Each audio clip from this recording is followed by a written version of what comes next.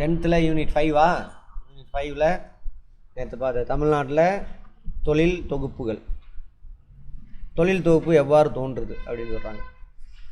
தொழில் தொகுப்புகள் தோன்றுவதற்கு பல்வேறு காரணிகள் உள்ளன. ஒரு சில தொழில் தொகுப்புகள் தோன்றிய இடங்களில் கைவினைஞர்கள் குடியேறி நெடுங்காலமாக அங்கே தங்கி இருப்பதாகவும் வரலாறு கூறுகிறது. கைவினைஞர்கள் இப்போ இந்த பட்டு நூல் நெய்கிறது பார்த்திங்கன்னா சௌராஷ்டிராக்காரங்க தமிழ்நாட்டில் எங்கே இருக்காங்களோ அங்கெல்லாம் பட்டு நூல் நெய்வாங்க. சேலம், மதுரை இங்கெல்லாம் பட்டு உற்பத்தி சிறப்பாக இருக்குது. அந்த பட்டு நூல்காரங்கன்னே சொல்லுவாங்க தமிழ் ஆளுங்க.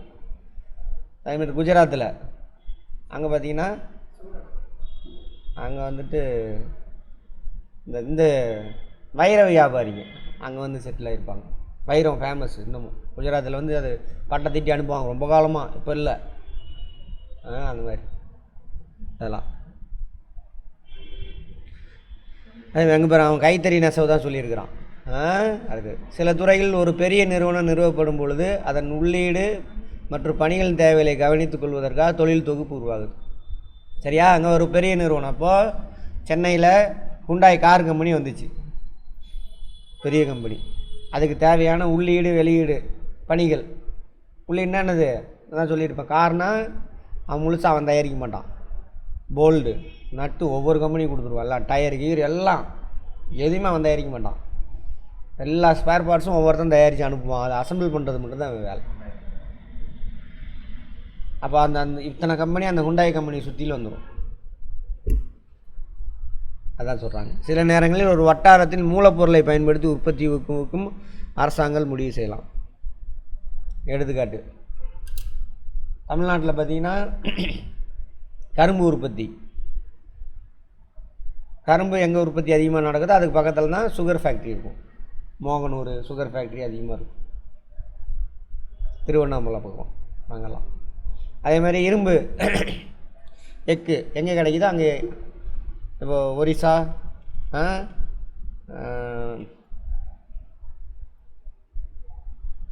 ஜார்க்கண்டு, சத்தீஸ்கர், வெஸ்ட் பெங்கால் எல்லாம் பார்ட்ரு.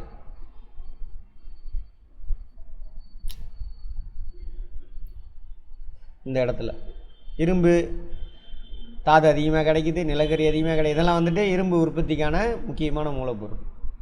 அப்போ இரும்பை வெட்டி எடுத்துகிட்டு வந்து அங்கே அந்த ஃபேக்ட்ரிலாம் அங்கே அதிகமாக இருக்கும். டாட்டா என்என் ஸ்டீல் கம்பெனி, அப்புறம் இந்துஸ்தான் ஸ்டீல் கம்பெனி, பொக்காரோ, அந்த இதெல்லாம் இருக்கும். அதுதான் இதெல்லாம் காரணம். அப்போ 3 காரணம் சொல்கிறான். என்ன சொல்கிறான்? ஒன்று இடம்பெயர்ந்துருக்கலாம், இன்னொன்று அந்த ஏரியாவில் இருக்கிறவங்க அதை விட்டுட்டான், அந்த ஸ்கில் மட்டும் நல்லா இருந்திருக்கும், நல்லா தெரிஞ்சிருப்பாங்க ரொம்ப காலமாக. அடுத்தது ரா மெட்டீரியல்.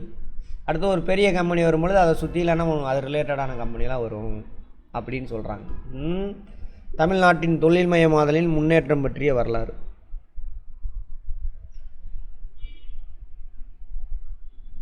சரி, தமிழ்நாட்டில் காலனித்துவம் முன்காலத்தில் நெசவு, கப்பல் கட்டுமானம். காலனித்துவம்னா இங்கிலீஷ்காரன் வந்து அவனுக்கு கீழே வச்சுருந்தான் இல்லையா, அதுதான் காலனி.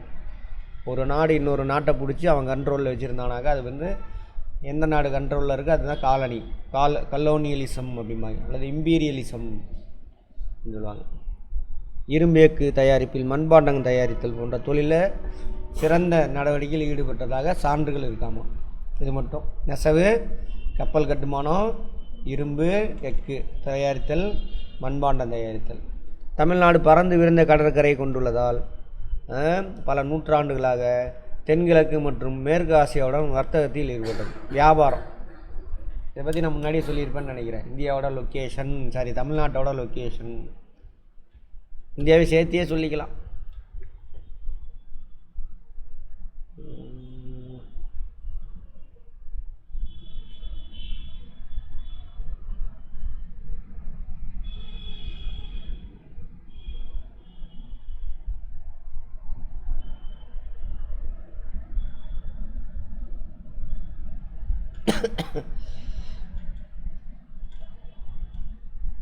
அவன் ஒரு வார்த்தையில் சொல்லிட்டான். மேப்லாம் தெரிஞ்சிருந்தா தான் அதெல்லாம் புரியும் நமக்கு.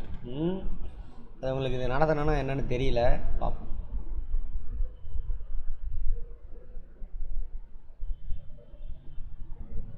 இந்த மேப் ரொம்ப முக்கியம். அட்லஸ் இல்லாமல் படிக்கவே கூடாது.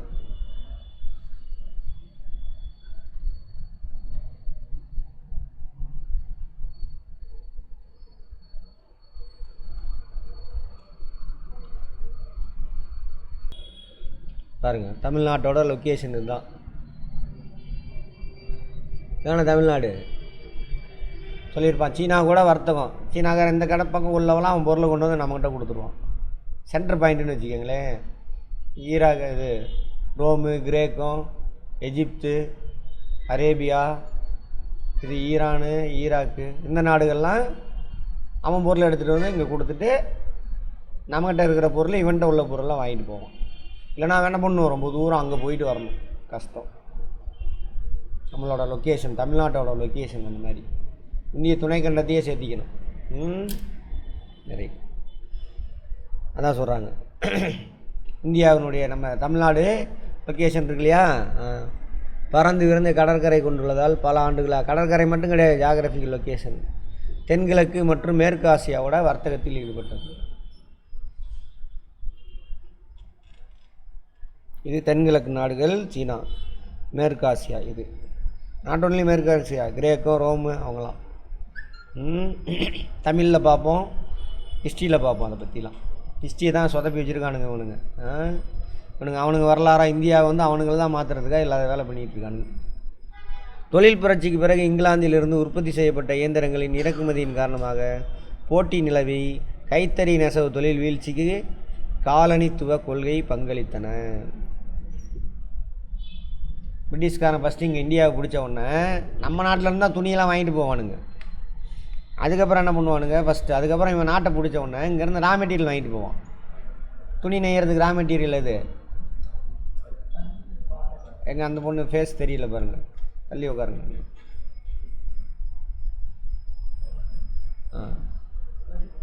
பருத்தி நம்ம ஊரில் நல்லா விளையும், அவங்க ஊரில் விளையாது. யூரோப்பில் குளிர் பிரதேசத்தில் பருத்தி விளையாது. இங்கேருந்து பருத்தியை வாங்கிட்டு போய் அவன் துணி நெஞ்சு இங்கே கொண்டு வந்து நம்ம தலையில் கட்டினானுங்க.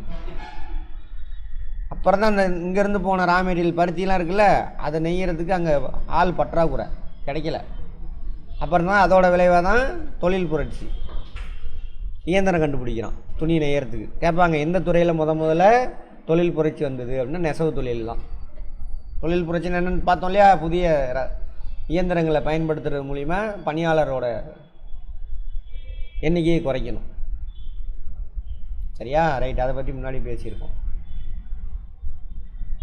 அந்த மாதிரி அங்கேருந்து அங்கே அப்பயும் அங்கே சம்பளம் அதிகமாக கொடுக்க வேண்டியதாக இருக்குது இப்போ மாதிரியே. அப்போ என்ன பண்ணுறானுங்க, இயந்திரத்தில் அங்கேருந்து கப்பலில் ஏற்றி இங்கே கொண்டு வந்து இன்ஸ்டால் பண்ணுறானுங்க அங்கங்கே. ஏன் மும்பை மான்செஸ்டர் ஆஃப் ஏசியா அப்படின்னு சொல்கிறானாக்கா, மான்செஸ்ட்னால் அங்கே இங்கிலாந்தில் உள்ள ஒரு நகரம். அதே அங்கே வந்து நிறைய இந்த நெசவு தொழில் நிறுவனங்கள்லாம் இருக்கும். அது மாதிரி இங்கே நிறையா இருந்துச்சு. என்ன காரணம் சார்னா அதுவும் லொக்கேஷன் தான், வேறு ஒன்றும் கிடையாது. Location geography. அங்கேருந்து வந்தால் ஃபஸ்ட்டு எங்கே இருக்குது, இங்கே இருக்குது மும்பை. அதனால் இப்படியே இங்கேருந்து அழகாக எடுத்துகிட்டு போகலாம். அதுக்காக தான் அங்கே வச்சானுங்க. இன்னொரு காரணம் இருக்குது, பார்ப்போம். ஜியாகிரஃபி அதை பற்றி பார்ப்போம். ஸோ என்னாச்சு, அப்போ அவன் என்ன பண்ணான், நெசவு தொழிலை வந்து எந்திரத்தில் தயாரித்து விற்கிறான். கையில் தயாரித்தோம்னா இன்னும் நீங்கள் யாருமே கையில் தயாரித்து சட்டை போட்டிருக்க மாட்டீங்க, மொடன்னு இருக்கும். கைத்தறி துவைச்சிங்கன்னா சுருங்கி போயிடும். சரியா, அந்த மாதிரிலாம் இருக்குது. ஸோ அவன் என்ன பண்ணுறான், மெஷினில் தெரிஞ்சு கம்மி ரேட்டு ஹை குவாலிட்டி. ஸோ நம்ம கைத்தறியெல்லாம் ஒழிஞ்சு போச்சு. அது அப்படியே தொடருது. அந்த கைத்தறி நெசவாளர்லாம் காப்பாற்றணும்னா என்ன பண்ணுறாங்க, இலவச வேஷ்டி சேலை கொடுக்குறாங்க. இதில் தமிழ்நாட்டில். அதுக்கப்புறம் ஏகப்பட்ட வந்துருச்சுல்ல, பவர் லூம், ஆட்டோ லூம்லாம் வந்துருச்சு, ஏகப்பட்டது. அதனால் தமிழ்நாட்டில் அந்த விவசாயிகளை காப்பாற்றுறது தான் இலவச வேட்டி சேலை. யார் கொடுத்துருப்பாங்க, போட்டுக்கோங்க. அவங்களுக்கு இலவச மின்சாரம், விவசாயி மாதிரி அவனும் பாதிக்கப்படக்கூடாது. நெசவாளருக்கு மின்சாரம் கொடுக்குறாங்களா, எத்தனை யூனிட்டு? 500 யூனிட். இப்போது 200லாம் தாண்டி போச்சு. இப்போ வந்து 500 ஆக்கிட்டாங்க. ஆமாம் தானே, 100 200 இருந்தது, 200 300 இருந்தது. இப்போ திரும்ப அதிகப்படுத்திருக்காங்க, அதெல்லாம் கொடுக்குறாங்க. அதெல்லாம் அழிஞ்சு போச்சு. எது, கைத்தறி நெசவலாம். பட் அந்த காலனி தீவதில் ஒரு சில தொழில் வளர்ச்சி அடைஞ்சின அப்படின்றாங்க. என்னென்னு பார்ப்போம். தொழில் மயமாதல். எல்லாரும் கிராம சமூகமாக கிராமத்துக்கு மட்டும் பொருளை உற்பத்தி செஞ்சுக்கிட்டு இருந்தானுங்க. அந்த ஊரில் வந்துட்டு அந்த கிராமத்தில் என்ன பொருள் விளையுதோ அதை தான் சாப்பிட்டுட்டு இருப்பாங்க. கிடைக்காத பொருள் மட்டும் வெளியிலேருந்து வியாபாரி எடுத்துகிட்டு வருவாங்க. கம்மியான விலையாக இருந்தாக்கா எல்லா மக்களும் வாங்குவாங்க. விலை அதிகமாக இருந்தால் பணக்காரன் மட்டும் வாங்கிக்குவான். பணக்காரனும் ரொம்ப பேர்லாம் இருக்க மாட்டாங்க கிராமத்தில். ஒன்று ஜமீன்தார், அவன் சொந்தக்காரனுங்க. சரியா? அப்படி விட்டாங்கன்னா அந்த ஊரில் புரோகிதம் செய்கிறவங்க அவங்க, அவ்வளோதான். வேறு யாரும் பணக்காரனாக இருக்க மாட்டான். 2-3% தேராது. 95% எப்படி இருப்பானுங்க? ஏழையாக தான் இருப்பானுங்க. அந்த ஊரில் கிடைக்கிற சாப்பிட்டு இருப்பான். அப்படி தான் இருந்துச்சு. இவன் வந்தவொடனே என்ன ஆகுது? அங்கங்கே ஃபேக்ட்ரிலாம் ஓப்பன் பண்ணுறாங்க. தொழில் மயமாதெல்லாம் என்ன அர்த்தம்? 2ஆம் நிலை தொழில். மேற்கு மற்றும் தெற்கு தமிழ்நாட்டில் பருத்தி சாகுபடி அதிக அளவு நெசவு தொழில் தோன்றுவது காரணமானுச்சு. மேற்கு இன்னமும் பார்த்திங்கன்னா தமிழ்நாடோட மேப் எடுத்திங்கன்னா இப்படி இருக்கும். இங்கே தான் கோயம்புத்தூர் இருக்கும், சேலம், ஈரோடு, கோயம்புத்தூர்னா அப்போ கோயம்புத்தூர் டிஸ்ட்ரிக் எது தெரியுமா? கரூர் டிஸ்ட்ரிக் ஆயிடுச்சா? கரூர்னு அப்படியே பிடிச்சிக்கோங்க. ஈரோடு, அப்புறம் திருப்பூர், கோயம்புத்தூர், இதெல்லாம் சேர்ந்தது தான் கோயம்புத்தூர் டிஸ்ட்ரிக். அதுமாரி தெற்கில் மதுரை இருக்குது, அங்கேயும் நெசவு தொழில் சிறப்பாக இருக்கும். இன்னொன்று நெசவு தொழில் அங்கே சொன்னா இல்லையா, என்னது? பருத்தி சாகுபடி அதிக அளவு நெசவு தொழில் தோன்றுறதுக்கு காரணம். பருத்தி விளையணுனாக்கா கரிசல் மண் ரொம்ப உகந்தது. பிளாக் சாயில், கரிசல் மண். அங்கே எங்கே நிறையா கரிசல் மண் இருக்கோ அங்கே பருத்தி நல்லா விளையும். இந்த இடம்லாம் கரிசல் மண் அதிகமாக இருக்கக்கூடிய பெல்ட்டு, பிளாட்யூ. ஜாகிரஃபியில் பார்ப்போம். இரண்டாவதாக, இந்த காலகட்டத்தில் வாணிப வளர்ச்சியானது சென்னை மற்றும் தூத்துக்குடி துறைமுக வட்டாரங்களில் அருகாமையில் தொழிற்சாலைகள் உருவாக காரணமாக இருந்தது. ஏன்னா துறைமுகம் இல்லையா, அங்கேயே தொழிற்சாலையை உருவாக்கிக்கிட்டானுங்க. அங்கே ரொம்ப பெரிய அந்த தொழிற்சாலைகள்லாம் இல்லை, ஓரளவுக்கு அப்படியே. எனக்கு நெஞ்சு எக்ஸ்போர்ட் பண்ணலாம் பக்கத்துலேயே அது மாதிரி. மேலும் காலனித்துவ காலத்தில் சிவகாசியில் தீப்பெட்டி தொழிற்சாலை நிறுவப்பட்டு பின்னர் பட்டாசு உற்பத்தி, அச்சு தொழில், பிரிண்டிங் ப்ரெஸ். ஏன்னா இதுக்கெல்லாம் ட்ரையாக இருக்கணும், அட்மாஸ்பியரில் ஈரப்பதம் இருக்கக்கூடாது. அங்கே தான் ஈரப்பதம் இருக்காது, மழைப்பொழிவு ரொம்ப கம்மி சிவகாசி, இங்கே விருதுநகர் மாவட்டம். அதனால் அங்கே அதை ஆரம்பிக்கிறானுங்க. இதெல்லாம் பதத்து போயிடும். பதத்து போகிறதுனா அட்மாஸ்பியரில் இருக்கக்கூடிய ஈரப்பதத்தை பட்டாசோ தீக்குச்சியோ உறிஞ்சிக்கும். அப்போ என்ன ஆகுது? பத்தாது, வெடிக்காது. சரியா? ரைட். துறைமுகம் சார்ந்த தொழில்களும் இதே காலகட்டத்தில் இப்பகுதியின் வளர்ச்சிக்கு காரணமாக இருந்தது. தோல் உற்பத்தி தொழிலால் திண்டுக்கல், வேலூர், ஆம்பூர் இந்த பகுதியில் உருவாகுது. மெயினாக மாட்டுத்தோல், ஆட்டுத்தோல் அங்கே. சரியா? ரைட். தமிழ்நாட்டில் இப்போ அங்கே இருக்குது அந்த தொழிலெலாம். தமிழ்நாட்டின் மேற்கு பகுதியில் நெசவு தொழில்நுட்பத்தின் வளர்ச்சியானது இயந்திரங்களின் தேவையையும் அதற்கான தொழிற்சாலையை நிறுவ காரணமாக இருந்தது. கோயம்புத்தூர் இருக்கு இல்லையா, கோயம்புத்தூர் நெசவு தொழில் இயந்திரத்தை இன்ட்ரடியூஸ் பண்ணிட்டான். அப்போ இயந்திரம் சார்ந்த தொழில்கள் அங்கே சேர்ந்து வளர்ச்சி அடையுது கோயம்புத்தூரில். அதுக்கு பயங்கரமான வளர்ச்சிலாம் இல்லை, இப்போ உள்ள வளர்ச்சிலாம் இல்லை. 67 வரைக்கும் சாப்பாடுக்கு சிங்கி அடித்தது மாநிலம் தான் இது தமிழ்நாடு. அதுக்கப்புறம் தொடர்ந்தது. அப்புறமால தான் அந்த இதெல்லாம் உருவாக்கி பசுமை புரட்சியில் வந்து அப்புறம் தான் எல்லாம் சரியாச்சு. ஆமாம். இந்த நெசவு இயந்திர தொழிற்சாலைகளுக்கான இயந்திரங்களை கோயம்புத்தூர் பக்கம் அதிகமாக நிறுவுறாங்க. இன்னமும் போனீங்கன்னா கோயம்புத்தூரில் லக்ஷ்மி மில்லு அந்த மாதிரிலாம் இருக்கும் எல்லாமே. பம்பு செட்டு அதெல்லாம் இருக்கும். 1930களில் தமிழகத்தின் மேற்கு பகுதி நீர்மின் சக்தியில் இருந்த மின்சார உற்பத்தி மற்றொரு முக்கிய தொழில்.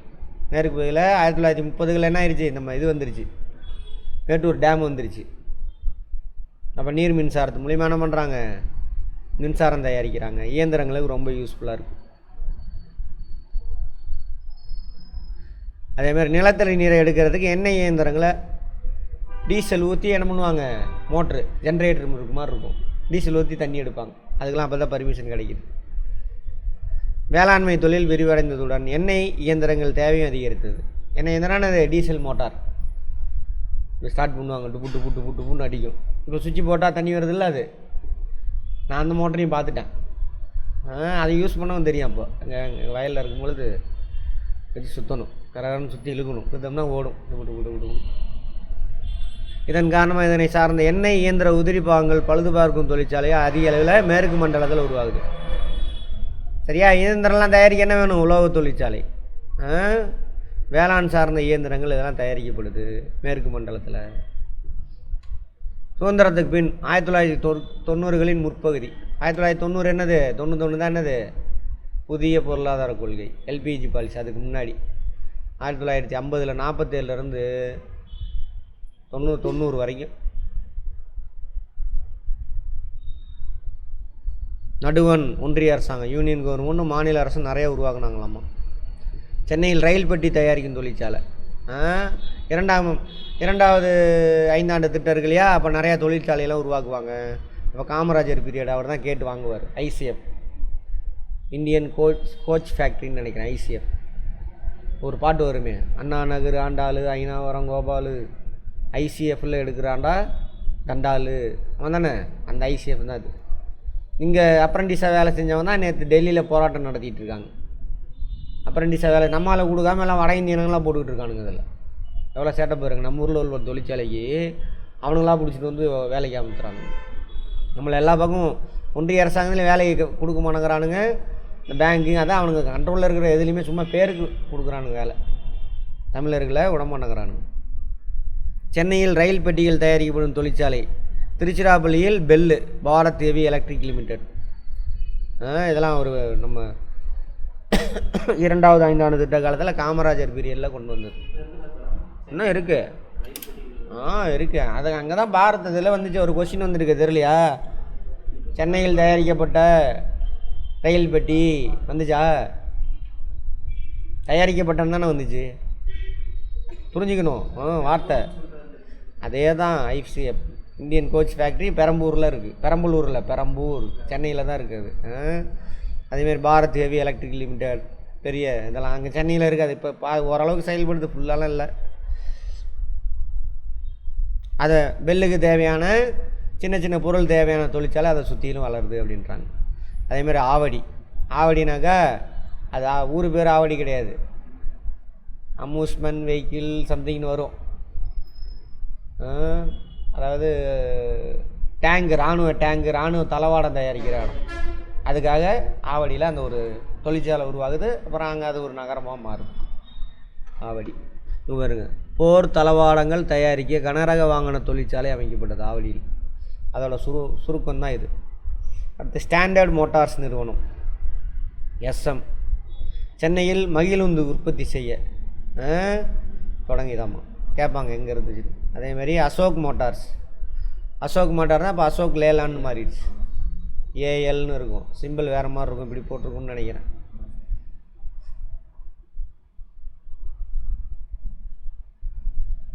தொடங்கியது அசோக் மோட்டார்ஸ், ஸ்டாண்டர்ட் மோட்டார்ஸ் இணைந்து சென்னை வட்டாரத்தில் வாகன தொழில்துறை தொகுப்புகள் வளர்ச்சிக்கு உதவியது. இங்கே ஒரு வரலாற்றை மறைக்க பார்க்குறானுங்க. அப்போ ரொம்பலாம் இல்லை, ஒரு 2 ஃபேக்ட்ரி தான் இருந்தது. 90களுக்கு அப்புறம் தான் அங்கே வாகன தொழிற்சாலை ஃபேக்ட்ரி ஏகப்பட்டது வரும். வரலாறு மறைக்க பார்க்குறானுங்க. மேலும் இது வாகன உதிரி பாகங்கள் நகரமாக மாறியது. அப்போல்லாம் மாற கிடையாது, 90க்கு அப்புறம் தான் மாறிச்சது. சரி, 1950களில் இப்பகுதியில் உள்ள பெரிய நிறுவனங்களுக்கு வாகன கூறுகளை வழங்குவதற்கு சிறிய நடுத்தர அளவிலான நிறுவனங்களுக்கு உதவியாக ஆவடியில் தொழில் தோட்டங்கள், இண்டஸ்ட்ரியல் பார்க் உருவாக்குறாங்க. தொழில் தோட்டங்கள் அந்த சின்ன சின்ன நிறுவனங்கள் உருவாக்குறது. மாநிலத்தில் அதிக நீர்மின் சக்தி திட்டங்கள் மூலம் மின்மயமாதலை பரவலாக அதிகரிக்க வலியுறுத்தப்பட்டது. மின்மயமாக்கல் அதுவும் அவர் தான் எல்லாம் அப்படியே கொண்டு வருவார். அவர் 70லேயே கருணாநிதி. மின்சாரம் இல்லாத கிராமமே இருக்கக்கூடாது, அட்லீஸ்ட் 2-3 ஸ்ட்ரீட் லைட்டாவது வரணும், அதுக்கெல்லாம் ஸ்டெப் கொடுப்பார். இந்த அனைத்து நடவடிக்கைகளும் அரசு பெரும்பங்கு வைத்தது. 1971ஆம் ஆண்டில் எஃகு உற்பத்தி செய்வதற்காக சேலத்தில் இரும்பு எஃகு ஆலை அமைக்கப்பட்டது. 73 இதுவும் அவர் பீரியடு தான். நம்ம எழுத்து போட்டுக்கிட்டே இருக்கோம். ஸ்டீல் பிளான்ட் இருக்குல்ல, இந்திரா காந்தி விடாது. அப்புறம் இவர் அந்த சொன்னாலையா என்னது, ஒரு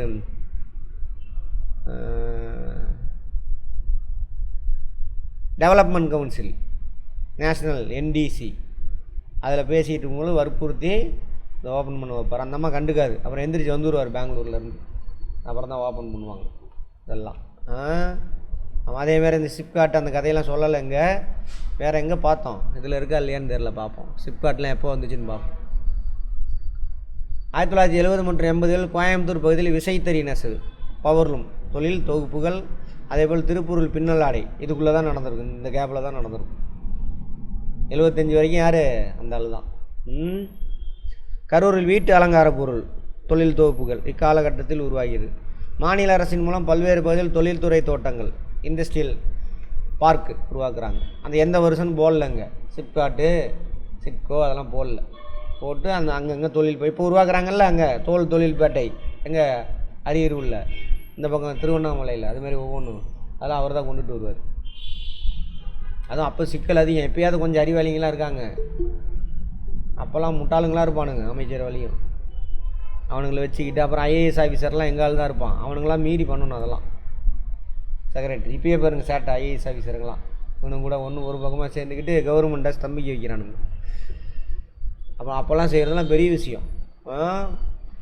இப்போலாம் நீங்களாம் நான் நீங்கள் ஈக்குவல்னு பேச ஆரம்பிச்சிட்டீங்க. அப்போல்லாம் நீ முட்டாள்றா அவன் சொன்னான், நீங்கள் முட்டாள் தான், நீயே ஏற்றுக்கிட்டு கையை கட்டிட்டு நிற்ப. இந்த படம் மாதிரி எந்த படம், அதாவது நெஞ்சுக்கு நீதி ஒரு படம் வந்துச்சு இல்லை, உதயநிதி. இது வட இந்தியாவில் நடந்த விஷயந்தான் அது. அவர் ஐயர் சின்னாளாக இருப்பார், இவரை யார் இன்ஸ்பெக்டராக இருப்பார், அதுக்கு மேலே ஆஃபீஸர் வந்திருப்பாங்க. அங்கே அவர் ஐயருங்க, அவர் சொன்னால் கரெக்டாக இருக்குங்க, ஐயா சொல்கிறது இருப்பாங்க சொல்கிறான். அந்த படத்தை பார்த்தீங்களா? அப்படி தான். அந்த மாதிரி சூழலில் இந்த விஷயம்லாம் செய்யறதுனா சாதாரண விஷயம் கிடையாது. அடுத்தது, அதன் மூலம் சிறு மற்றும் நடுத்தர நிறுவனங்கள் ஏகப்பட்டது ஊக்குவிக்கப்படுது. அதனால தான் நிறையா தமிழ்நாட்டில் அதிகமான வேலைவாய்ப்பு சிறு மற்றும் நடுத்தர நிறுவனங்கள் தான், அவங்க மூலியமாக தான் வேலைவாய்ப்பு அதிகம். மாநிலத்தின் பின்தங்கிய வட்டாரங்கள் தொழில்துறைகள் மேம்படுத்துவதற்கு இத்தகைய கொள்கை முயற்சிகள் பயன்படுத்தி வெற்றி பெற செய்வதற்கு தமிழகத்தில் ஒசூரில் விரிவாக்கப்பட்ட தொழில் தோட்டம் இண்டஸ்ட்ரியல் பார்க். ஒசூரில் இன்னும் பாருங்கள் ஏகப்பட்ட தொழில் இருக்கும். தமிழ்நாட்டில் தொழில்மயமாதல் தாராளமய கட்டம் 90க்கு அப்புறம்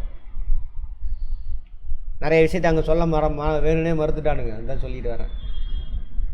90களில் பொருளாதார சீர்திருத்தங்களுக்கு பிந்தைய காலகட்டம். எல்பிஜி பாலிசிக்கு அப்புறம்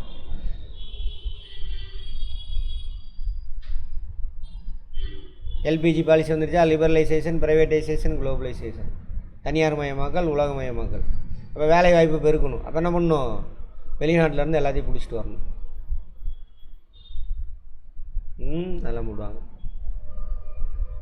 மலிவான நிலம் கொடுத்தாங்க, வரிச்சலுகை கொடுத்தாங்க, மானியம் கொடுத்தாங்க, முதலீட்டாளர்கள் கவர்ந்து இழுத்து அவங்க டெவலப் பண்ணாங்க. அதோட விளைவு தான் இன்றைக்கி தமிழ்நாடு சூப்பராக இருக்குது. நடுவில் நம்ம ஆளுங்க வந்து கெடுத்து விட்ருவாங்க, சினிமாக்காரவங்க எல்லாம் அவங்களோட அடிமைகள் வந்து கெடுத்து விட்ருவாங்க. வேலை செய்ய மாட்டாங்க, சும்மா தூங்கிட்டு போயிடுவாங்க. இருக்கிற கம்பெனியை மூடிட்டு போயிடுவான். நோக்கியெல்லாம் மூடிட்டு போயிட்டாமல் பாருங்க, ஃபாக்ஸ்கார் நோக்கியெல்லாம்.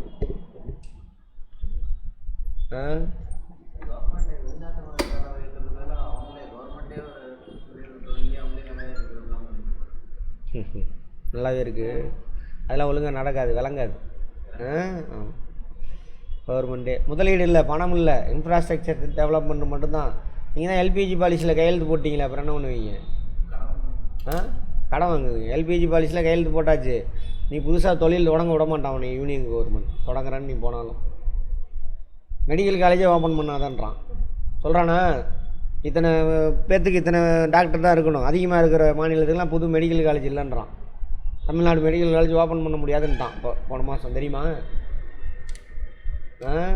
அவனுக்கு மறைமுகமாக சப்போர்ட் பண்ணுறது தான் உங்கள் ஆள் யார், ஜீமான்லாம். அவனுங்களுக்கு காசு வாங்கிக்கிட்டு இப்படி பேசிக்கிட்டு அப்படியும் பேசிக்கிட்டு. அடுத்தது, நாணய மதிப்பிறக்கம். இதாவது நாணயம் செல்லாதுன்ட்டாங்க, நாணயத்தோட மதிப்பை குறைப்பாங்க. டாலருக்கு எதிரான இந்திய ரூபாயினோட மதிப்பு குறைச்சோம்னாக்கா ஏற்றுமதி அதிகமாகும். ஓகேவா? அது எப்படின்னு பார்ப்போம், இன்னொரு சூழலில் சொல்கிறேன். இது 2 பெரிய முன்னேற்றங்களுக்கு வழிவகுது நிறையா.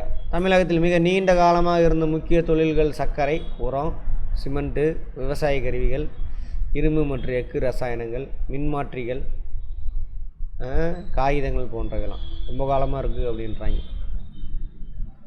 இந்த காரணிகளின் விளைவாக தற்போது இந்தியாவில் அனைத்து மாநிலங்களுடைய தமிழ்நாடு அதிக தொழிற்சாலைகளை கொண்டுள்ளது. நீண்ட காண்டமாக இருக்காமல் அதெல்லாம் அப்படிலாம் கிடையாது, நீண்ட காலம்லாம் கிடையாது. இவனுங்களாம் சொல்கிறானுங்க, இவங்க பீரியடில் வளர்ந்துருச்சுன்னு சொல்லக்கூடாது. அதுக்காக மேலும் உற்பத்தி துறையில் பணிபுரியும் தொழிலாளர் மிகப்பெரிய பங்கினையும் பெற்றுள்ளது. சரியா? 2வது அதிகமான வேலைவாய்ப்பு எங்கே கிடைக்கிது? முதல் அதிகமானது முதல் நிலை தொழில், 2வது 3ஆம் நிலை தொழில், 3வது 2ஆம் நிலை தொழில் அதிக வேலைவாய்ப்பு. முக்கியமாக மகாராஷ்டிரா, குஜராத் போன்ற முன்னேறிய மாநிலங்களுடன் ஒப்பிடும் பொழுது இது அதிக உழைப்பு மிக்கது. அவங்க தான் தொழில் துறையில் சிறப்பும்பாங்க, அது அவனுக்கு முன்னாடி போயிட்டோம் நம்மலாம். இப்போது பொருளாதார ரீதியும் சரி, சமூக ரீதியாகவும் சரி. வாகன தொழில்கள், தானியங்கி கூறுகள், இலகு ரக கனரக பொறியியல்கள், இயந்திரங்கள், பருத்தி, ஜவுளி, ரப்பரு, உணவுப் பொருள், ரசாயன பொருள், போக்குவரத்து உபகரணம், தோல் பொருள் இதெல்லாம் தமிழ்நாட்டில் அதிக அளவில் உற்பத்தி செய்யும். அதனால தான் வேலை வாய்ப்பு கிடைக்கிது நிறையா.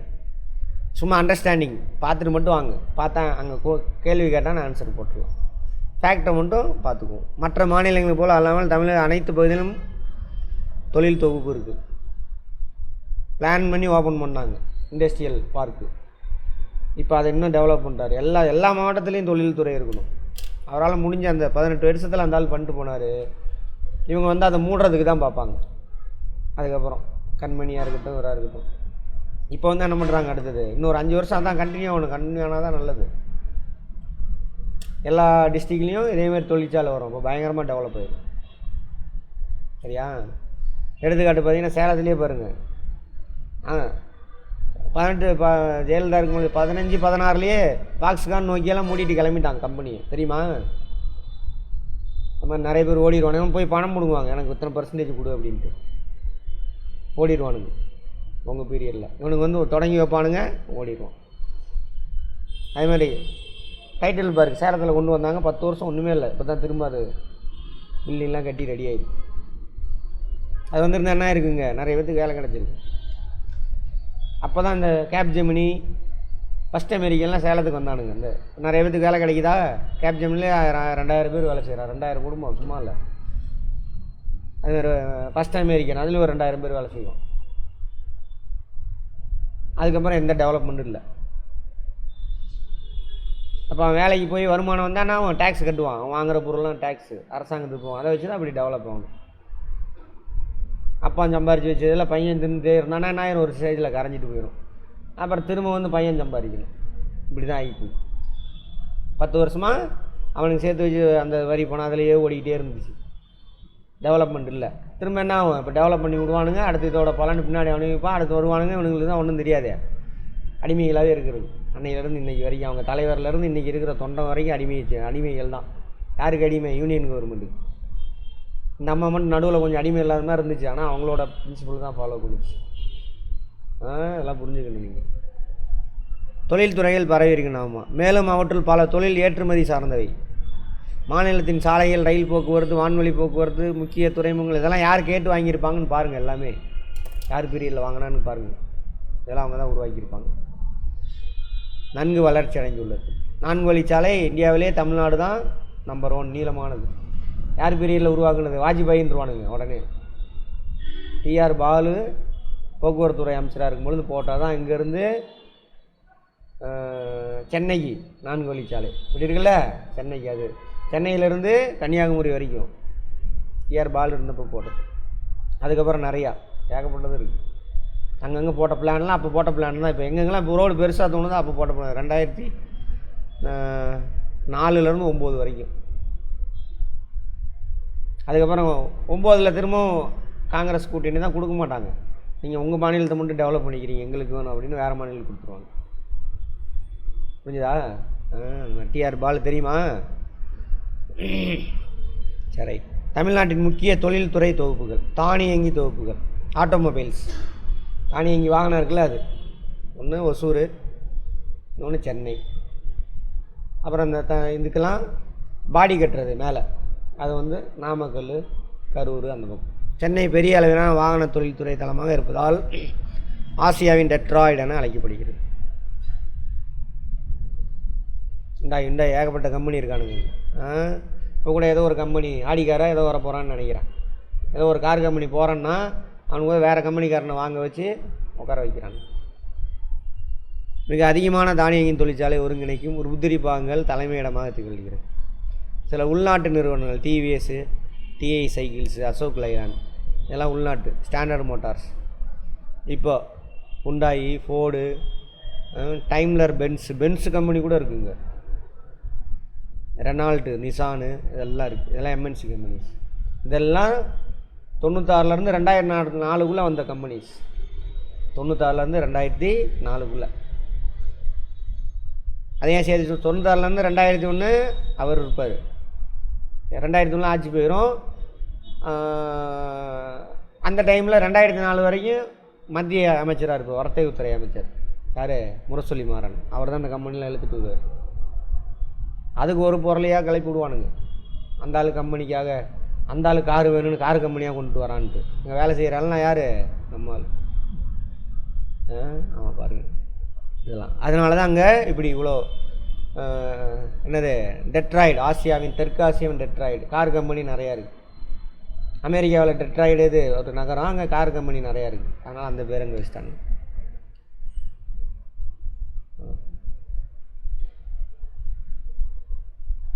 ஒசூர் மற்றொரு தானியங்கி தொகுப்பு. நிறைய ஆட்டோமொபைல் தானியங்கி வாகன தொகுப்புன்னு போடணும். தானியங்கி வாகனமா மெஷினா இதுன்னு சொல்லலை, வாகன தொகுப்பு. ஆட்டோமொபைல், மொபைல்னால் இயக்கத்தில் இருக்கிறன்னு அர்த்தம். ஆட்டோனா தானா, டிவிஎஸ் அசோக் லைலான்லாம் அங்கே இருக்குது. கோயம்புத்தூர் பகுதி தானியம் அது ஒரு தொகுப்பு. கோயம்புத்தூர் அது மெஷின் அது மாதிரி தான் இருக்கும். வாகனம் மற்றும் பேருந்து கட்டுமான தொழில் கேட்பாங்க. ஆட்டோமொபைல்ஸு மெயின் ஃபஸ்ட்டு எது? சென்னை, ரெண்டாவது ஒசூர், மூணாவது ஆட்டோமொபைல்லாம் கார் கீரெலாம் இல்லை, மெஷின் தயாரிக்கிறது. மின் மோட்டாரு, கிரைண்டரு, அந்த மாதிரி இது.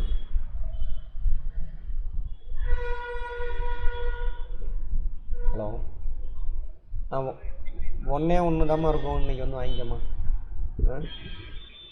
ஓகே.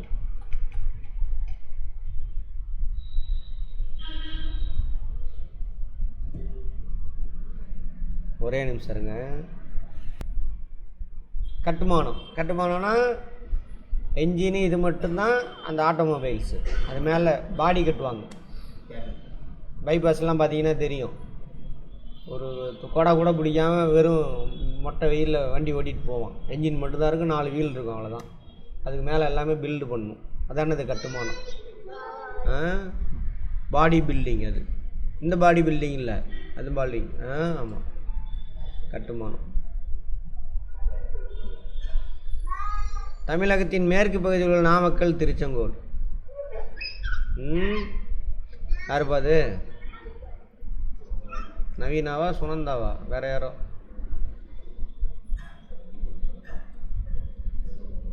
நாமக்கல் திருச்செங்கோடு. அங்கே சுமை தூக்கும் வாகனம் முழு பாக கட்டமைப்பிற்கான தொழிற்சாலைகளுக்கு பெயர் பெற்றது. லாரிலாம் இருக்குல்ல, லாரியோட அந்த பாடி பில்டிங் 50க்கு மேற்பட்டது இன்னும் இருக்குது. அங்கெல்லாம் அங்கே தான் வரணும் அவன். தானவே அலகுகளை கொண்டு கரூர் மற்றொரு முக்கிய தளம். நாமக்கல் ஃபஸ்ட்டு, ரெண்டாவது கரூர். பல தொழில் முனைவர்கள் பெரிய அளவில் வாகன கட்டுமான தொழில் பணிபுரிந்து தற்போது தங்கள் சொந்த அலகுகளை அமைத்து முன் வந்துள்ளனர். அங்கே வேலை செஞ்சு சொந்தமாக வச்சுருக்கானுங்களான்றாங்க. நெசவு தொழில் தொகுப்புகள். நெசவு தொழில் நான் எது? துணி நெய்கிறது. காலனி காலத்திலேருந்து பருத்தி நெசவு தொழில் வளர்ச்சியின் காரணமாக கோயம்புத்தூர் தென்னிந்தியாவின் மான்செஸ்டர். எந்தெந்த கோயம்புத்தூர்னா இதில் எது எது அடங்கும்? கோயம்புத்தூர், கரூர், ஈரோடு, திருப்பூர் எல்லாம் சேர்ந்து ஒரே டிஸ்ட்ரிக்டாக இருந்தது. இப்போ எத்தனை? 4 டிஸ்ட்ரிக்டாக கிடக்கு. தென்னிந்தியாவின் மான்செஸ்டர். இந்தியாவின் மான்செஸ்டர்னால் மும்பை ஃபஸ்ட்டு. இப்போ அகமதாபாத். மும்பைலேருந்து போயிட்டான், தள்ளி போயிட்டான் அந்த பக்கம். ஏன்னா மும்பையில் காஸ்ட் ஆஃப் லிவிங் அதிகமாகிடுச்சு, தொழிலாளர் கிடைக்கிறது இப்போ கஷ்டம். அங்கே போயிட்டான், சம்பளம் அதிகமாக கொடுக்குன்னு அங்கே போயிட்டான். குஜராத். தற்போது நெசவு ஆலைகள் பெரும்பாலானவை கோயம்புத்தூரை சுற்றி உள்ளன. நமது நாட்டின் மிகப்பெரிய பருத்தி நெசவு தொழில் தமிழகம் பெரும்பங்கு வகிக்கிறது. ஈரோடு, சேலம் பகுதியில் அதிக அளவிலான மின் தறி பவர்லூம் இருக்குது. மின் விசைத்தறி தொழில் மிகவும் பரவலாக உள்ளது. திருப்பத்தூர் வந்து பின்னலாடை ஃபேமஸ். இப்போ தனித்தனியாக பிரித்து சொல்கிறாங்க. பின்னலாடைனா அந்த ஸ்பின்னிங் மில் நேற்றே பார்த்துருப்போம். இது நாட்டின் பருத்தி பின்னலாடை ஏற்றுமதி கிட்டத்தட்ட 80%. பருத்தி ஏற்றுமதியில் பின்னலாடையில் ஸ்பின்னிங் மில்லில் இந்தியாவில்னு 100 யூனிட் போகுதுன்னா 80 யூனிட் திருப்பூர். அதை ஒழிக்கிறதுக்கு எல்லா வேலையும் செஞ்சிட்ருக்கானுங்க 10 வருஷமாக. 1980களில் பிற்பகுதியில் 3 லட்சத்திற்கும் மேற்பட்ட வேலை வாய்ப்பை உருவாக்கியுள்ளது. இது உள்நாட்டு சந்தையில் மிகப்பெரிய உற்பத்தியாளராக திகழ்கிறது. இது அந்த திருப்பூர். இந்தியா ஃபுல்லாக நிறைய இடத்துக்கு சப்ளை அங்கேருந்து தான் போகுது.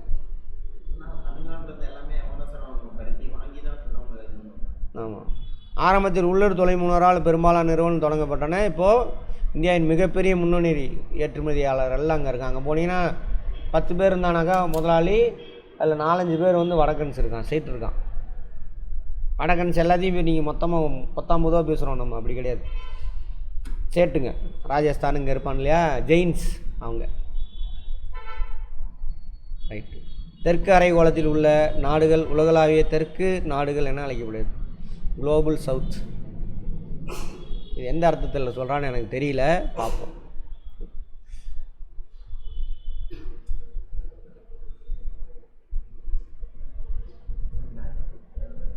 நம்ம வட அரைக்கோளத்தில் இருக்கோம், இவனுக்கு சவுத்துன்றானுங்க. வாகன கட்டுமான தொழில்நுட்பத்தை தவிர மேசை துணி, சரியா, திரைச்சீலை. திரைச்சீலை என்னது? ஸ்க்ரீனு. அப்பா சந்தோஷம், சாமி வழியில். படுக்கை விரிப்புகள், பெட்ஷீட்டு. படுக்கை விரிப்புனா தெரியாது நமக்கு, ஆமாம் தானே? பெட்ஷீட்னா தான் தெரியும்.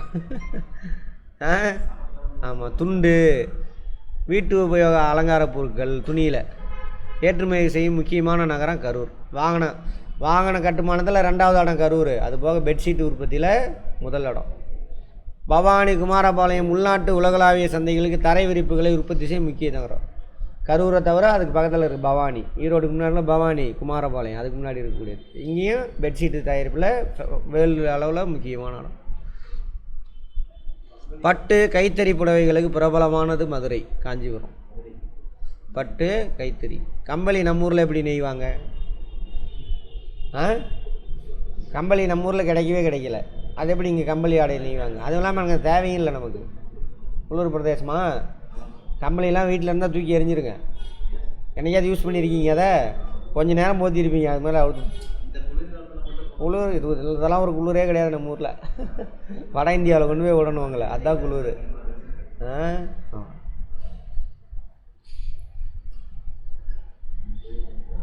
மதுரை, காஞ்சிபுரம் போன்ற பாரம்பரிய கைவினை தொகுப்புகளும் உள்ளன. எது? பட்டு கைத்தறி புடவைகள். மதுரை, காஞ்சிபுரம். தோல் பொருட்கள். இந்தியாவில் 60% தோல் பொருள் பதனிடும் உற்பத்தி திறனையும் 38% தோல் காலணிகள், தோல் உதிரி பாகங்கள் அதனை சார்ந்த பொருள் உற்பத்தியும் தமிழ்நாடு பெற்றிருக்கிறது. 60% தோல் பதனிடுதல், 38% தோல் சம்பந்தப்பட்ட பொருட்கள் தயாரிப்பு. இது எங்கே சார் இருக்குது? வேலூர். அதை சுற்றி உள்ள ராணிப்பேட்டை, ஆம்பூர், வாணியம்பாடி இதெல்லாம் தோல் உற்பத்தி மற்றும் பதனிடும் வசதியை கொண்டுள்ளது. அதனால தான் அந்த வேலூர் கிராஸ் ஆகி போகும்பொழுது என்ன ஆகும்? ஒரு பேட் ஸ்மெல்லு வரும். வந்தது இந்த தோல் ஃபேக்ட்ரி தான். ட்ரெயினில் போனீங்கன்னா தோல் பொருள் ஏற்றுமதியில் ஃபஸ்ட்டு நம்ம ஆளுங்க தான், வேலூர் தான், வேலூர் மாவட்டம் தான். இப்போ தான் பிரிச்சாச்சு அதெல்லாம். வேலூரை எத்தனை டிஸ்ட்ரிக்டாக பிரிச்சிருக்காங்கன்னு பார்த்துக்கங்க, கரண்ட் அஃபேரில் வரும். சென்னையில் பல தோல் சார்ந்த உற்பத்தி மற்றும் ஏற்றுமதி தொழிற்சாலைகள் நிறுவனங்கள் உள்ளன. இங்கே 18, வேலூர்லேருந்து அங்கே எடுத்துகிட்டு போய் அங்கேருந்து என்ன பண்ணுவான்? பேக்கு கேக்கு செருப்பு தயாரித்து அனுப்பிடுவாங்க. திண்டுக்கல், ஈரோடு மாவட்டத்தில் தோல் பதனிடுதல் நடக்குது. திண்டுக்கல், ஈரோடு. வேலூர் ஓகே, அது அப்புறம் பேசிக்கணும். தோல் பதனிடும், அது மூலிமா நிறைய வேலை வாய்ப்பு கிடைக்கும். பட்டாசு, தீப்பெட்டி அச்சிடுதல் தொகுப்பு எங்கே? சிவகாசி. என்ன காரணம்? அங்கே ட்ரையாக இருக்கும், அதுதான். பட்டாசு அச்சிடுதல் அதெல்லாம் அதை ஒழிக்கிறதுக்கு தான் அந்த கட்டுப்பாடு இந்த கட்டுப்பாடுன்னு கதையாக விட்றானுங்க. இந்தியா 90% பட்டாசு உற்பத்தி, 80% பாதுகாப்பான தீப்பெட்டி, 60% அச்சுப்பணி, பிரிண்டிங் ப்ரெஸ்லாம் இருக்குல்ல இந்தியாவில் மொத்தமாக அங்கே தான் நடக்குது. அச்சிடும் தொழிற்சாலை ஒவ்வொன்றும் அவற்றின் பணிகளின் தனித்துவம் பெற்று மேலோங்கி விளங்குகிறது. காலனித்துவ காலத்தில் இன்னும் எத்தனை பக்கமாக இருக்குது?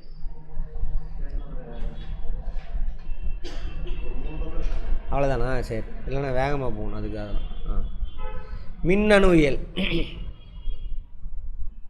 மற்றும் தகவல் தொழில்நுட்பம், எலக்ட்ரானிக்ஸ். இங்கிலீஷில் என்னமா போட்டிருக்கு? எலக்ட்ரானிக்ஸ் தானே. அண்டு தகவல் தொழில்நுட்பம், ஐடி. எலக்ட்ரானிக்ஸ். எலக்ட்ரிக்கலுக்கும் எலக்ட்ரானிக்ஸுக்கும் என்ன வித்தியாசம்?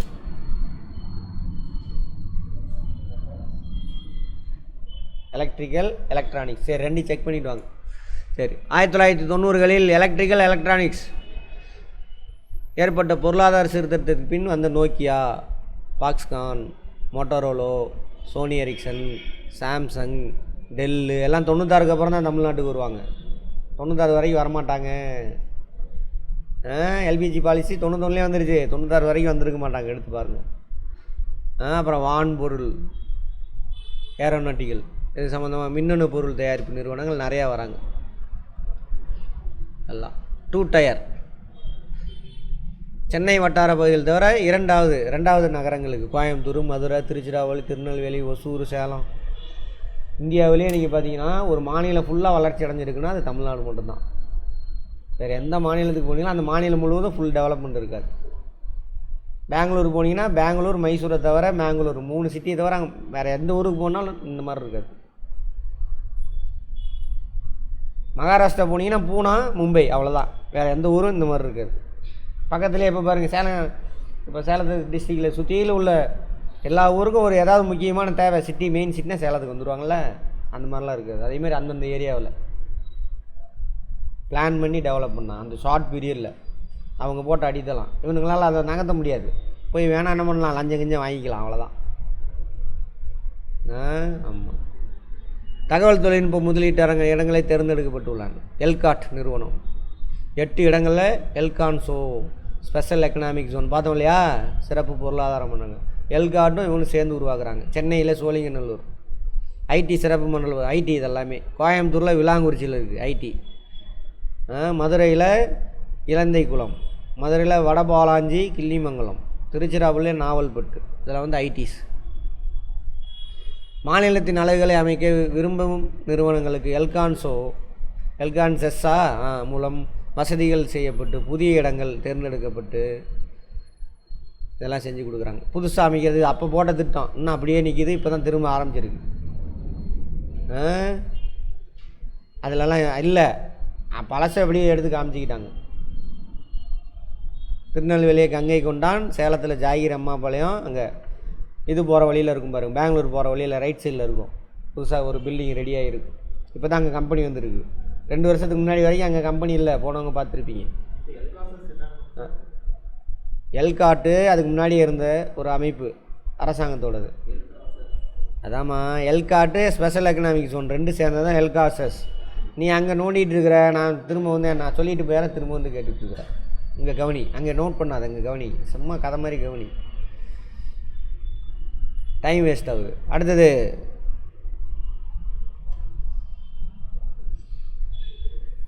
அப்புறம் கைபேசி கருவி, சுழல் பலகைகள். சுழல் பலகைன்னு என்னது சொல்கிறான், நுகர்வோர் மின்சாதன பொருள், சர்க்கியூட் போர்டு சுழல் பலகைன்னு வச்சுருக்கான். எந்த ஒரு மின்சாதன பொருள் ஃபங்க்ஷனாலும் சர்க்கியூட் போர்டு வேணும், சரியா? எலக்ட்ரானிக் குட்ஸ் ஒர்க் பண்ணணும். அது வழியாக எலக்ட்ரானிக்ஸ் ஃப்ளோ ஆகும்போது தான் டிவியாக இருக்கட்டும், ரேடியோவாக இருக்கட்டும், கம்ப்யூட்டராக இருக்கட்டும், லேப்டாப்பாக இருக்கட்டும், எல்லாத்தையும் சர்க்கியூட் போர்டு இருக்கும் உள்ள. மதர் போர்டுலாம் சர்க்கியூட் போர்டுலாம் அதில் போய் உட்காருங்க. எல்லாத்தையும் சேர்த்து வைக்கிற ஒரு மதர், சரியா? அது வெரி குட். தமிழ்நாட்டில் தொழிற்சாலை விரிவாக்கத்திற்கு உதவும் கொள்கை காரணிகள். கல்வி, திறமை வாய்ந்த மனித வளங்க தொழிற்சாலைக்கு தேவைப்படுது. எலிமெண்ட்ரி ஸ்கூல் ஓப்பன் பண்ணார் காமராஜர், அதுவும் அவராக ஓப்பன் பண்ணல, சரியா? அவருக்கு முன்னாடி இருந்தார் ராஜாஜி. குலக்கல்வி திட்டம்னு ஸ்கூலெல்லாம் மூடிட்டார், நிறைய ஸ்கூலை படிக்க போகக்கூடாதுன்னு. அவர் வந்து திறக்கிறார் காமராஜர். அவங்க முன்னோர் காங்கிரஸ்கார் தான் அவர் முன்னே திறந்தார். அப்புறம் இவ்வளோ கிலோமீட்டருக்கு ஒரு ஸ்கூல், அதுவும் யார் அறிவுறுத்தல்னு தெரியும் உங்களுக்கு?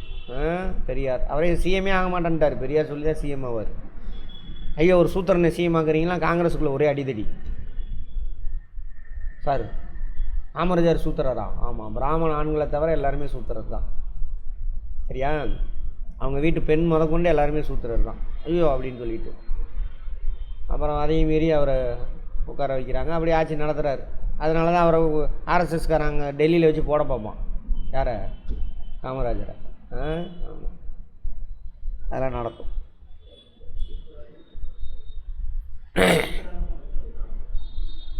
பார்ப்போம். சூத்திரர்னாக்கா அடிமை வேலை செஞ்சுக்கிட்டு இருக்கணும், சரியா? அது பெயர்காரன்லாம் போனால் வேறு மாதிரி போகுது. அப்புறம் கடைசியில் அடிமையாக்கி நீங்களாம் எதுவுமே படிக்கக்கூடாது, எனக்கு கீழே அடிமை, எனக்கு தொண்டு செய்யணும்.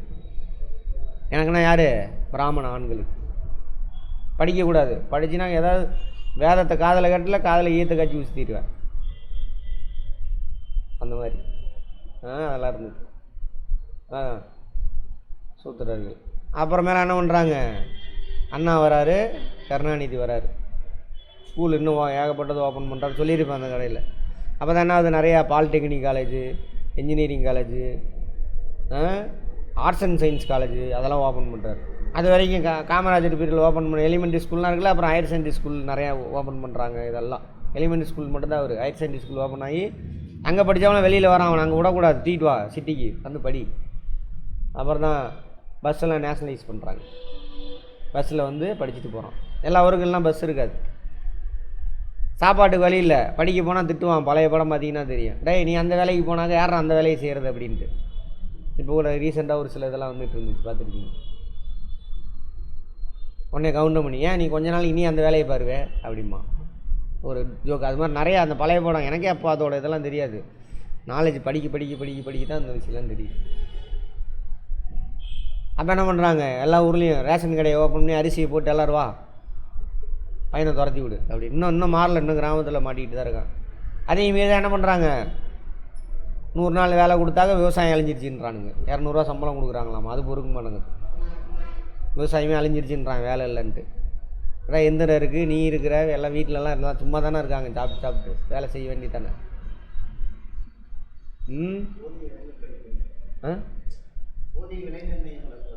அதெல்லாம் இருக்குது, நீங்கள் யூஸ் பண்ண தெரில. நான் விவசாய தொழிலாளின்னு சொல்கிறேன்.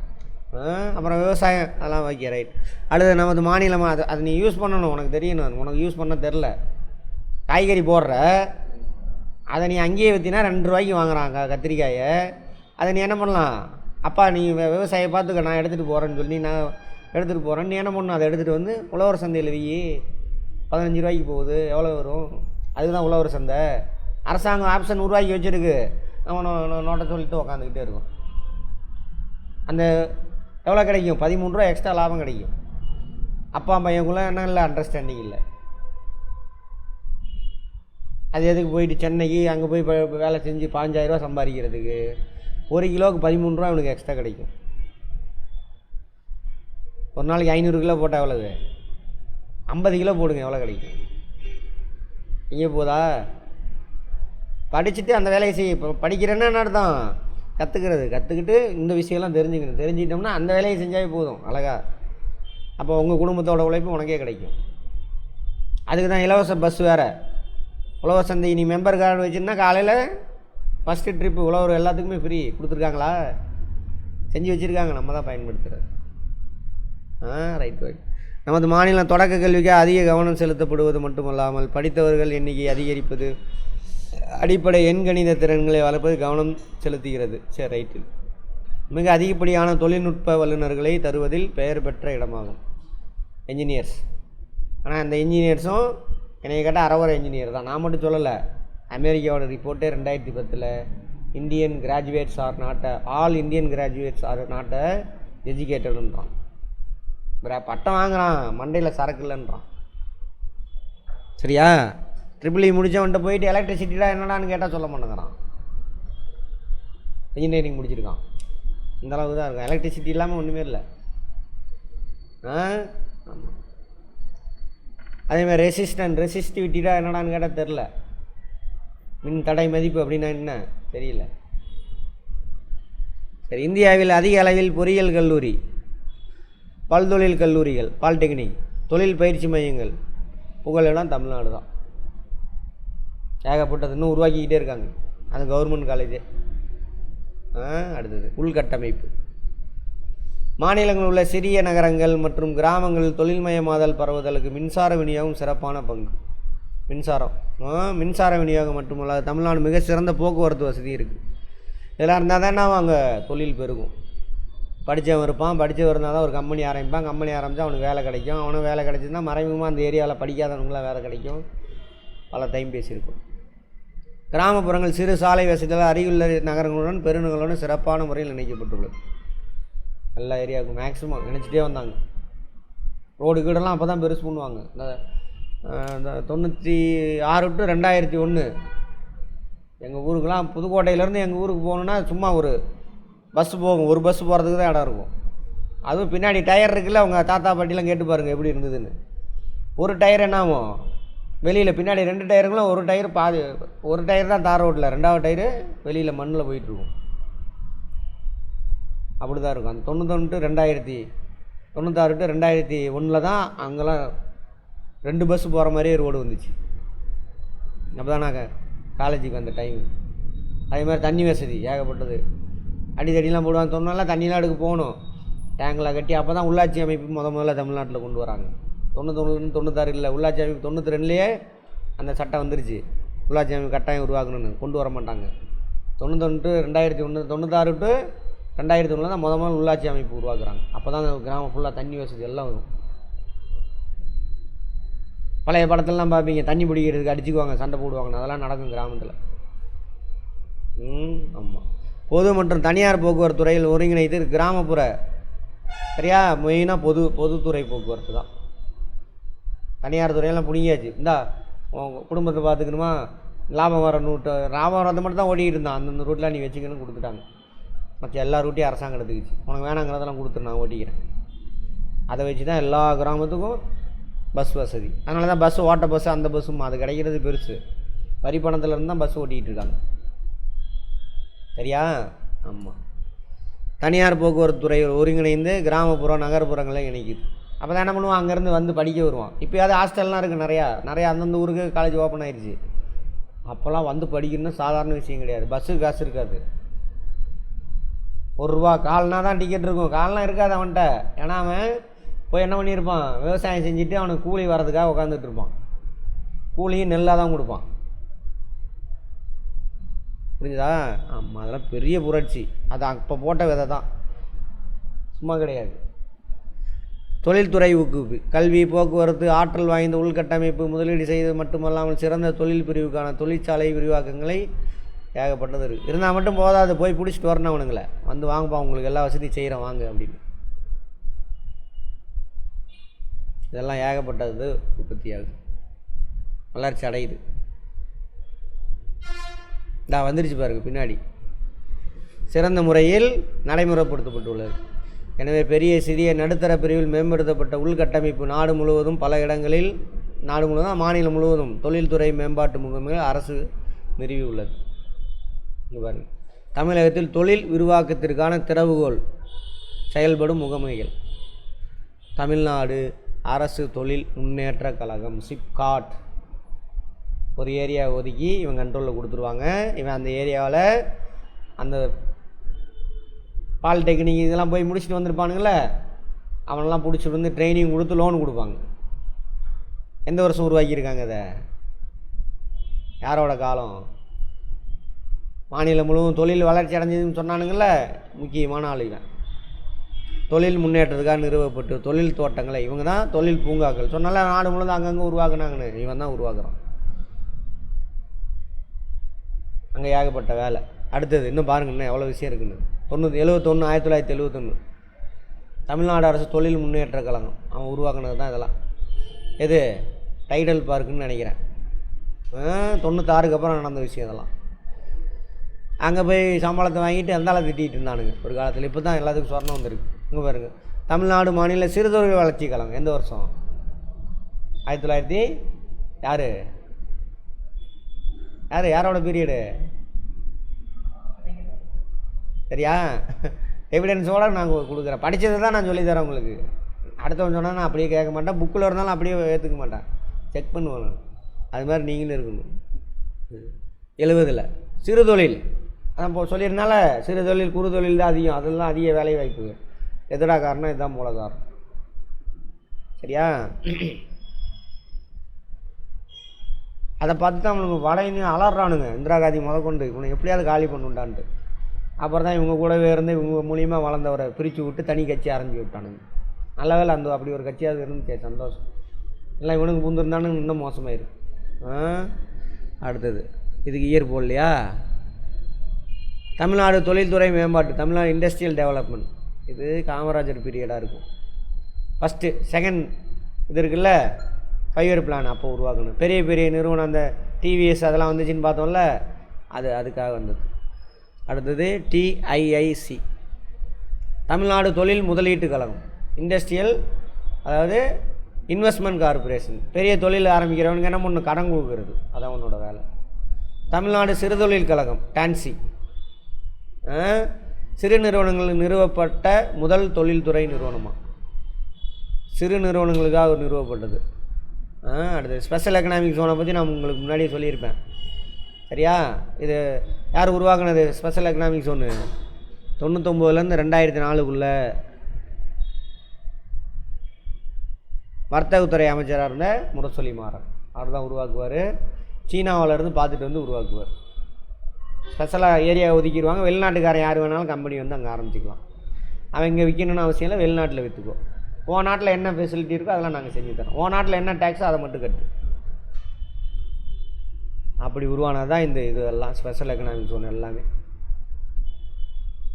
இவ்வளோ விஷயம் இருக்குது. தமிழ்நாட்டில் மட்டும் உள்ளது இது. இந்தியா முழுவதும் உருவாக்குனார் அவர். இந்த ஆள் தான் உருவாக்குனார். அதனால் ஏகப்பட்ட வேலை வாய்ப்பு.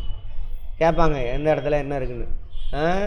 அனன்மின் திட்டம் வயலூர் 800 அனன்மின் திட்டம். சரி, இதில் என்ன ஸ்பெஷல் இருக்குது? மருத்துவ ஆராய்ச்சி அமைப்பு, உயிரி மருந்துகளுக்கான ஸ்பெஷல் எக்கனாமிக் ஜோன் எங்கே இருக்குதுன்னு கேட்பாங்க. இது ஐடி சம்மந்தமானது. இதெல்லாம் அப்படியே படிச்சுக்கோங்க. மெட்ராஸ் ஏற்றுமதி என்னது, மெட்ராஸ் ஏற்றுமதி செயலாக்க மையம்னு ஒன்று உருவாக்கியிருக்காங்களாமா. ப்ராசஸிங் ஜோன் அதான் சிறப்பாக செயல்படலையே, அது மட்டும் ப்ராப்பராக போட்டிருக்காம பாருங்க. கட்டாயிருச்சா இருக்கா? 1984 ஜிஎஸ்டி சாலையில். அது ஒன்றும் ஃபங்க்ஷன் ஆகலை, பேருக்கு தான் இருக்குது. என்ஜாய் பீரியடு, அதனால் இயருக்கு ப்ராப்பராக போட்டிருக்கான்.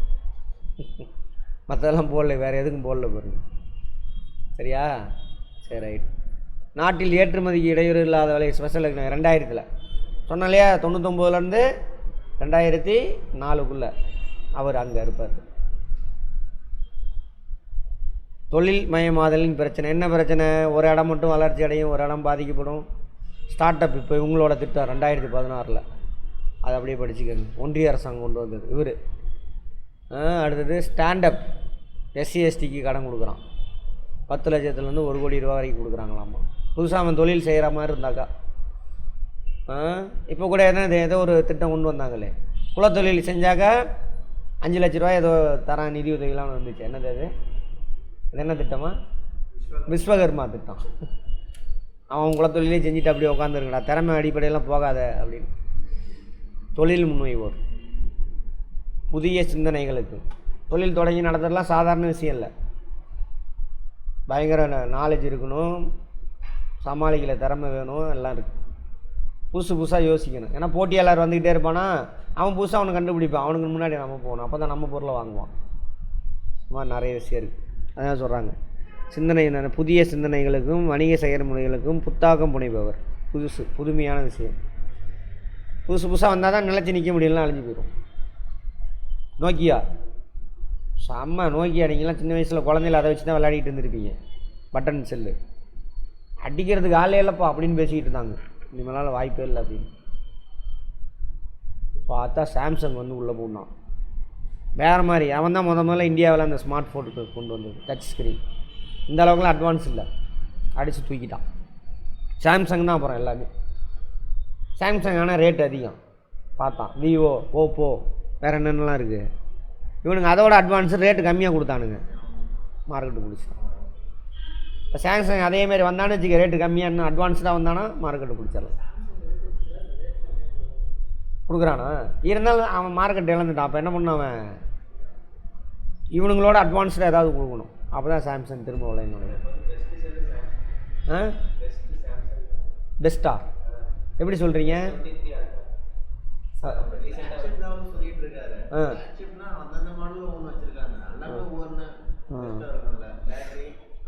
இது எல்லாத்துலேயும் பெஸ்ட்டாக ஏதாவது ஒன்று கொடுக்கணும், அப்போ தான் அவன் திரும்ப மார்க்கெட்டு பிடிக்கணும்.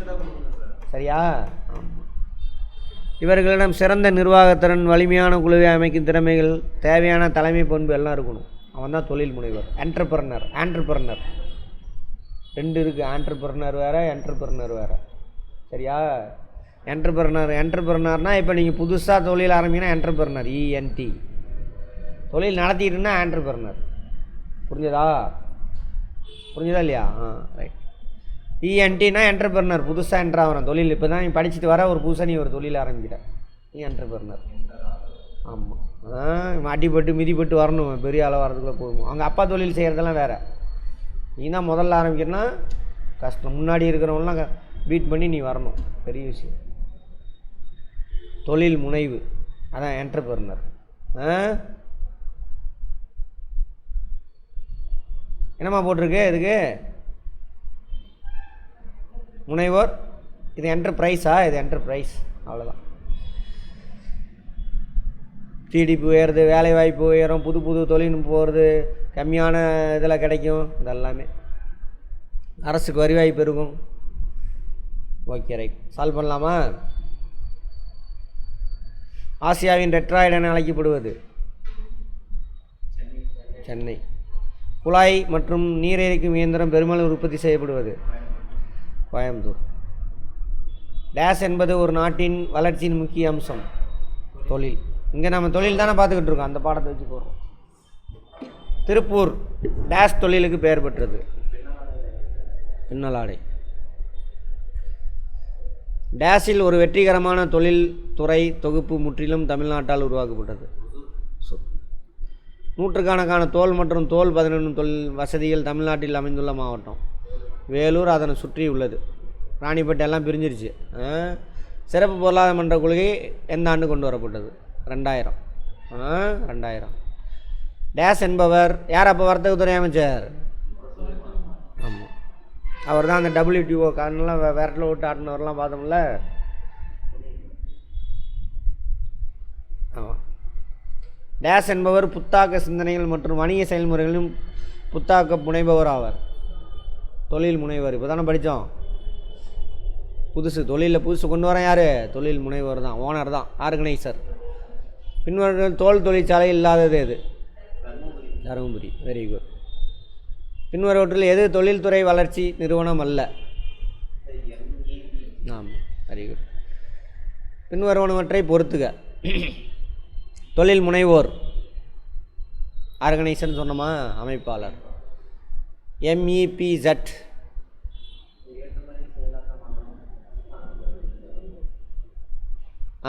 ஏற்றுமதி செயலாங்க.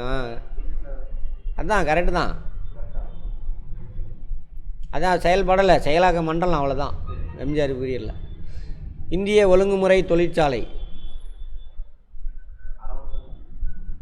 இந்திய ஒழுங்குமுறை, அது பார்ப்போம். TNPL.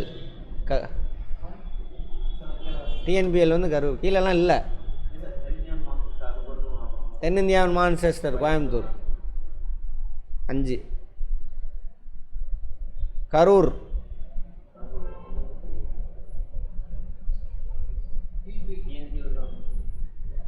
கரூரா இதா நாமக்கல்லா?